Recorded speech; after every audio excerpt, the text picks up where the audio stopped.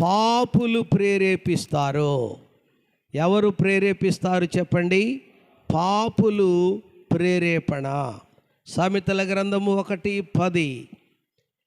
సామెతల గ్రంథం 1వ అధ్యాయము 10వ వచనము. నా కుమారుడా,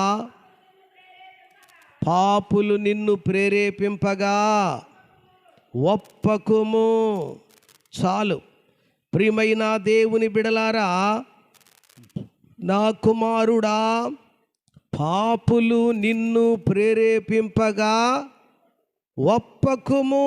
ప్రైజ్ ది లార్డ్. హల్లెలూయా చెప్పండి. హల్లెలూయా. చేతులెత్తి చెబుదాము హల్లెలూయా. ఎవరి ప్రేరేపణ ఇది? చెప్పాలందరూ. ఎవరి ప్రేరేపణ? పాపుల ప్రేరేపణ. పాపుల ప్రేరేపణ ఏం చేస్తుంది? నష్టాన్ని కలిగిస్తుంది. చెప్పండి, ఏం చేస్తుంది?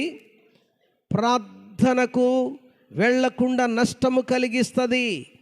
ప్రార్థించకుండా నష్టము, మందిరమునకు వెళ్ళకుండా నష్టము. ప్రియులారా, దేవుని సన్నిధికి వెళ్ళకుండా చేయడము, ప్రార్థించకుండా చేయడము, ఉపవసించకుండా చేయడము, ఆరాధించకుండా చేయడము.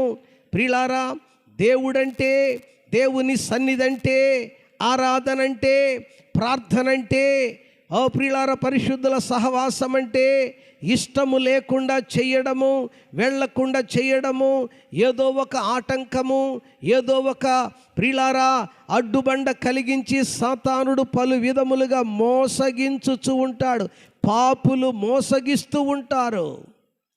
అందుకని ఇలాగూ పాపులు అనేక విధాలుగా దేవుని ప్రజలకు అడ్డు తగులుతూ ఉంటారు.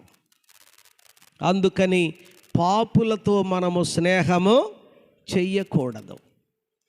ఎందుకంటే వారు రారు, నిన్ను రానివ్వరు. వారు ప్రార్థించరు, నిన్ను ప్రార్థించనివ్వరు.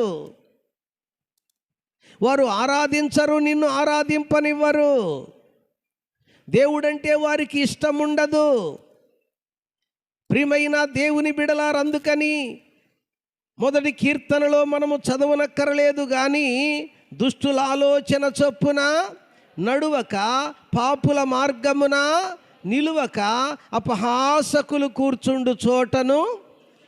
అలా నిలిస్తే ఏమవుతుంది? అలా నడిస్తే ఏమవుతుంది? అలా కూర్చుంటే ఏమవుతుంది? నష్టం జరుగుతుంది. చెప్పండి, ఏం జరుగుతుంది? ఏ నష్టము? ఆత్మీయ జీవితానికి నష్టము, ప్రార్థన విషయములో నష్టము.